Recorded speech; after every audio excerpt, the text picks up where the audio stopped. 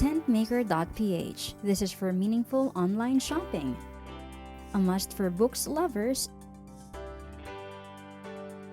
and music geeks. This is also home for the Talk of the Town videos and ticket sales of refreshing concerts, discount vouchers. Tentmaker.ph, meaningful online shopping.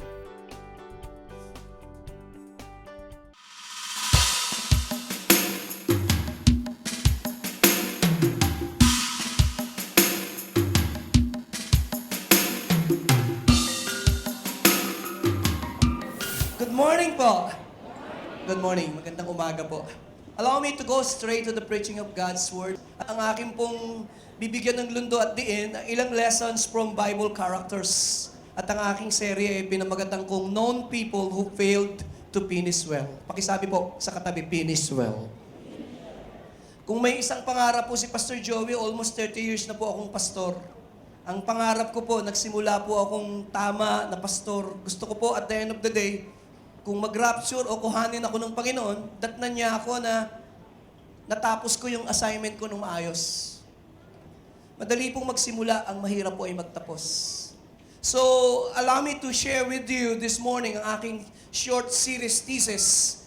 We will analyze and discuss the life of known people in the Bible. We will try to identify most of the common failures committed by these people, and at the same time, baka maiwasan po natin.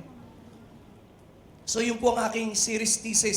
So, allow me to go straight to my first message para sa unang linggo. Pinamagatang ko po ang King Saul, a leader who failed under pressure.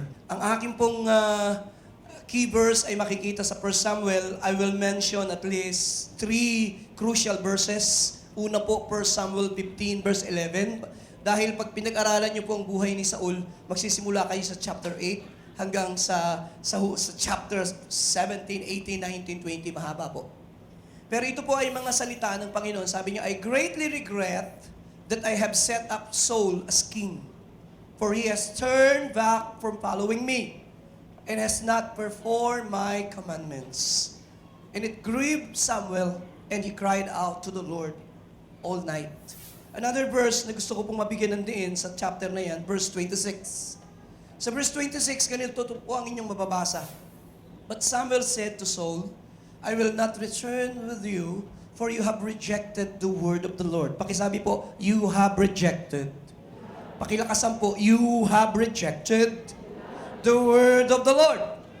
At dahil doon, ang sabi naman ng propeta, the Lord has rejected you from being king over Israel. One more verse, 1 Chronicles chapter 10 verse 13. Ito po ang malungkot na patotoo ng huling bahagi ng buhay ni Saul. And Saul died for his, pakilakasan po, and Saul died for his, which he had committed against the Lord. Ang Diyos po ang magpala ng kanyang buhay at banal na salita. Ano po ang aking sermon thesis? Finishing well is not automatic. Pakisabi po sa katabi mo, finishing well is not automatic. Sino po dito ang nagdadrive ng sasakyan? Yung sasakyan niyo automatic. Pakitaas po ang kamay. Ayun, yung ilan. Ayan. Sino po ang gustong magkaroon ng sasakyan? Siyempre, lahat tataas kamay. O dumami na, nagtaas ng kamay. Kidding aside, pagka ang sasakyan niyo automatic, ibig sabihin, pag inilagay sa D, ibig sabihin, drive, puro drive. Pag nilagay sa R, atras. So, ganun po yung automatic. Hindi kagaya ng manual, lalagay mo sa primera, segunda, tercera, kwarta, reverse. Parang ganun lang yun. So, sa buhay spiritual, hindi po automatic. Hindi nangangahulugan na maalab ka ngayon sa Diyos habang panahon maalab ka na. Are you listening? Hindi nangangahulugan na tapat ka ngayon sa Diyos, walang assurance na tapat ka forever. Wala pong ganun. Because ang Christian life, a leader or a pastor, hindi automatic na mahal mo ang Diyos ngayon, mahal mo na nga siya forever. So yun po yung thesis ko. And finishing well doesn't happen by accident. Pwede ba tayong tumingin? Hindi po aksidente. Kapag nakakita po kayo, please, maiksi lang po ito. Pag nakakita kayo ng isang Kristiyano, nakakita mo 30 years, 40 years ng Kristiyano at maalab pa sa Diyos, dapat itanong mo, bakit naging maalab siya? Kasi yung ibang Kristiyano, 3 years, 4 years, 5 years, 7 years, nag-backslide na. Malayo na sa Diyos. Why? Dapat maitanong mo, bakit itong taong ito He still keeps on running. Tumatakbo pa rin. Anong sekreto niya? Gustong-gusto ko po si Pablo nung sinabi niya na, I have fought the good fight, I have finished the race. So, importante po yun. So, allow me to give at least 3 initial thoughts on the subject. 1, una po, there are so much to learn from the lives of great men. Naniniwala po ako, we are not here to judge these men of God. We are here to learn from their lives. Ulitin ko po, hindi po ang layunin ni Pastor Joey kaya pag-aaralan ito para husgahan sila. Hindi po ganun. Ang layunin ko po ay matuto tayo sa kanila. Because I believe some are remembered for their greatness and others for tragedy. In the Bible, marami pong tao maaalala mo sa mga magagandang ginawa.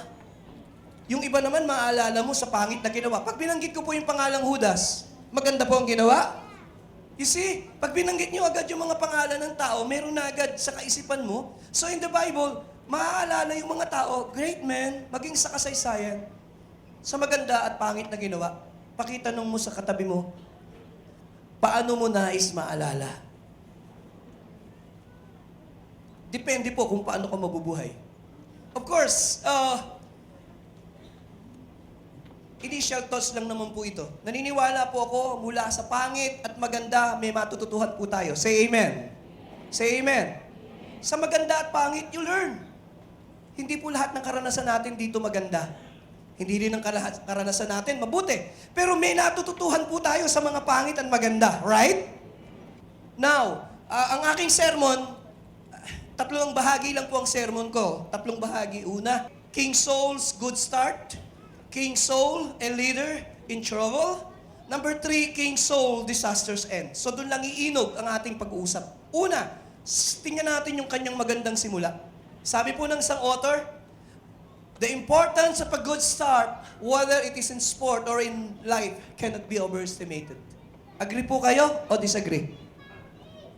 Lahat po ng agree, say amen. Mahalaga po ba yung magandang simula?